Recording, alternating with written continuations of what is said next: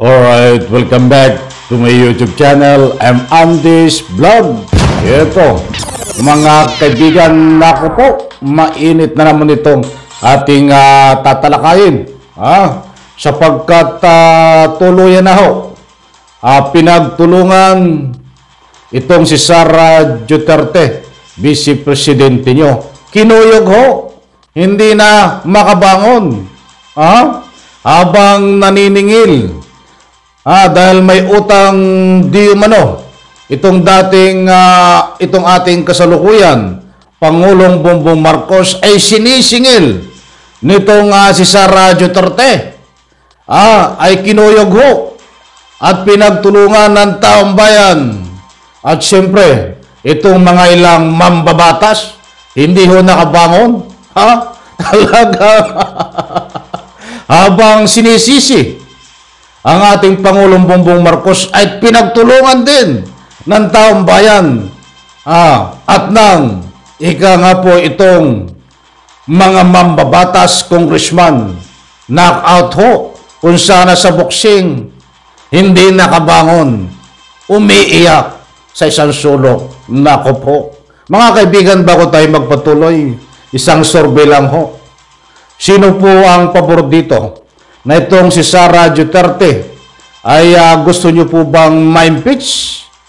Pabor po ba kayo na ito ay ma-impeach bilang Vice Presidente? Gusto ko pong kunin ang inyong panig and reaction diyan sa comment section. Inaanyayahan ko po kayo na magbigay ng anumang komento. Mga kaibigan, bago po tayo bigyan ng kaunting highlight itong mga gawain ni Sara Duterte, ay talagang gusto ko pong ipaalala na ito pong ating binibigyan ng kaunting komentaryo.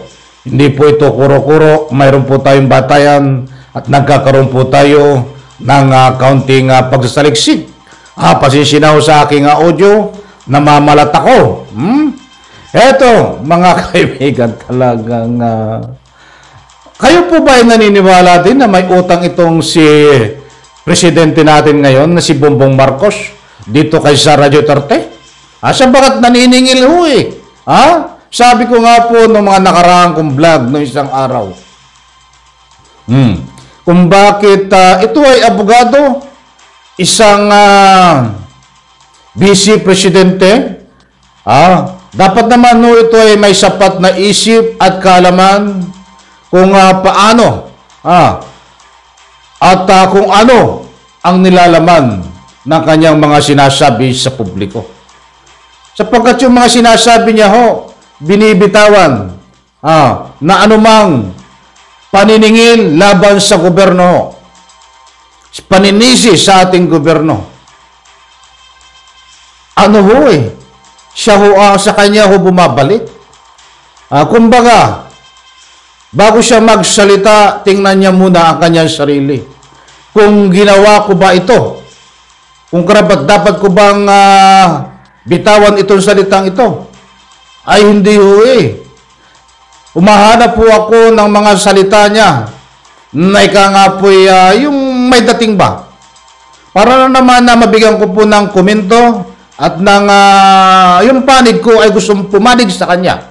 Wala akong makita na dapat ko siyang ipagtanggol dahil lahat ng kanyang sinasabi, pinapalabas, galawan, ay hindi ko kapanipaniwala Parang bata nga na walang direksyon ang mga sinasabi.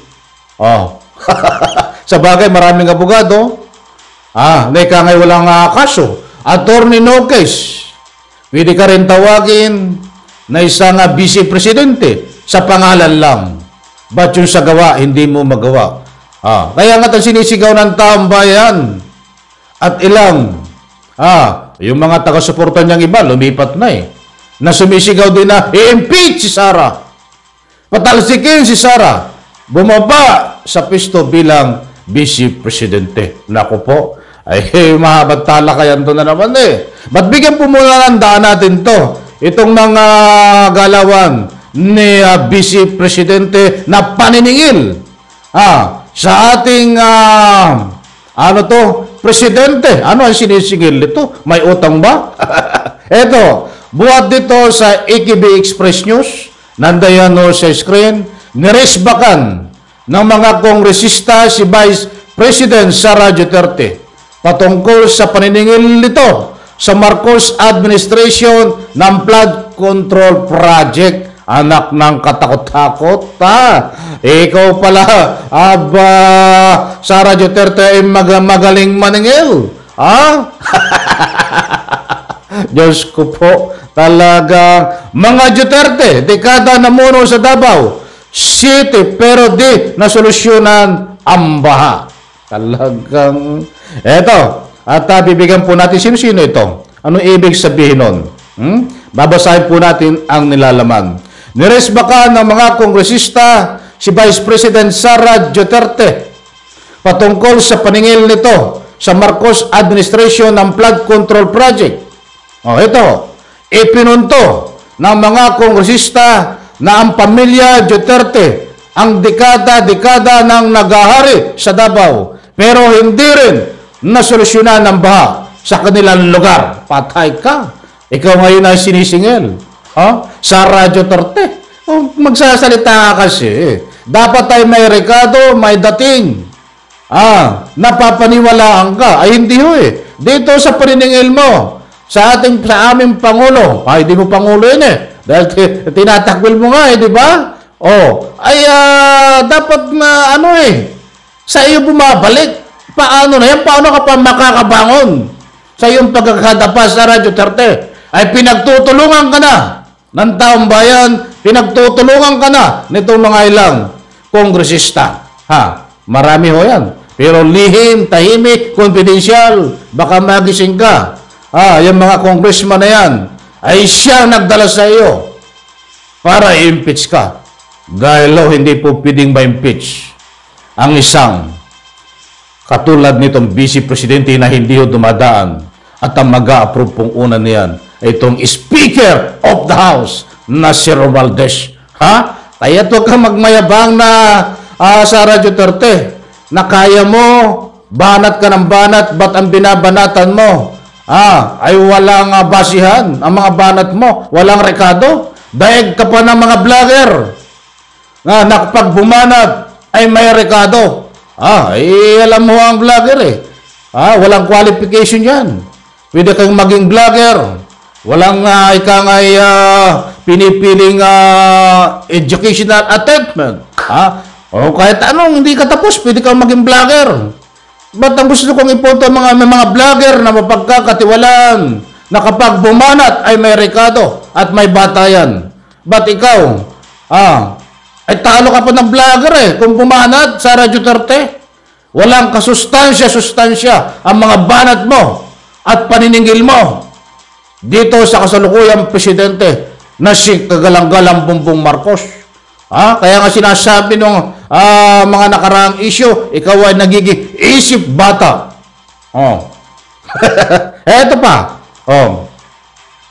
Kabilang sa remisbak, ay marami to, di ko na babanggitin. Yung mga pangalan ng ikangay mga remisbak, baka tayo kulangin sa oras. Di po ba? At sinasa din dito na sana itong bilyon-bilyong pondo ng distrito ng kapatid ni BP Sara na si Pulong.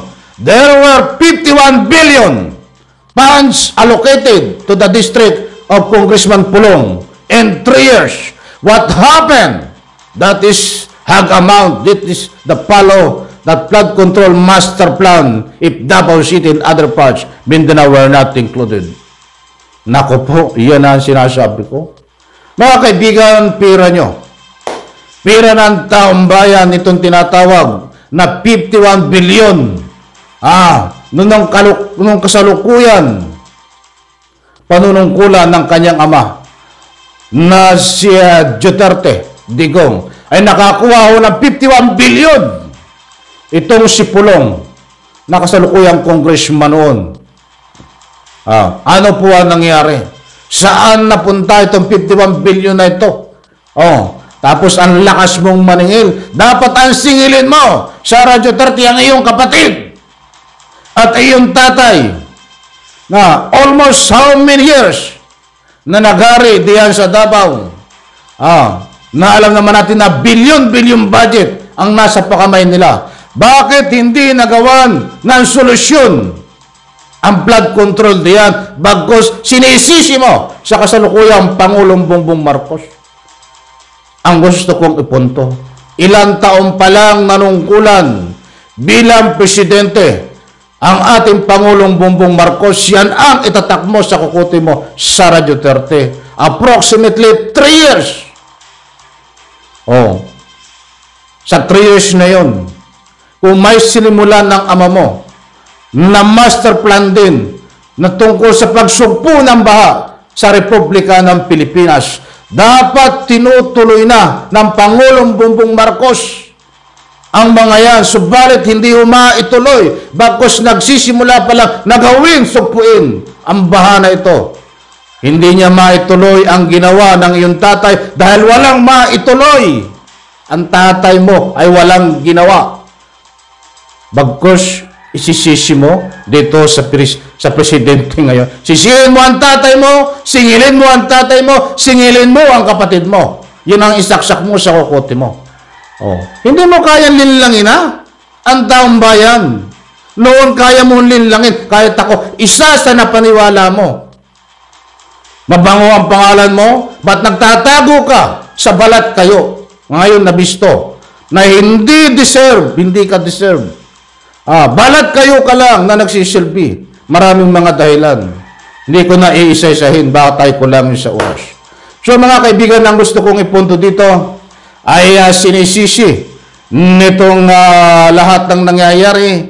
Ngay ka nga po sabi niya ay kagagawan at dapat managot itong ating kasalukuyang presidente. Yan ang mga banat ng banat ni Sara Duterte. Ay inaipaliwanag ko na ho. Dapat sila ang unang sisihin. Sila ang nanungkulan diyan sa Davao. Ito, mga kaibigan, 3 taon pa lang nanunungkulan ang presidente. Mayroon po yan, pagsugpo. Mga kaibigan, ba't kulang, not enough, at 3 taon po na panunungkulan para tuluyan ang masugpo yan? Ang tanong kong muli, how many years kayo diyan sa Davao na nanunungkulan? Ilang bilyon ang kinuha nyo at nasa kamay na yan po ay under investigation pa. Bakit hindi nyo masugpo yan? Yan ang dapat tanungin mo, sarili mo, Sara Duterte. Okay, alright. Medyo kinurang naman tayo sa oras. Gusto ko pa sana magbigay dito ng anumang komento. Wala na po tayong oras, nabitin ako. Alam kong nabitin din po kayo. And reaction, diyan po sa comment section, inaanyayahan ko po kayong magbigay ng anumang public opinion. Isang like lang ho sa video na ito. Maraming salamat. Pagpalain po tayo lahat. Bye-bye. Palakpakan.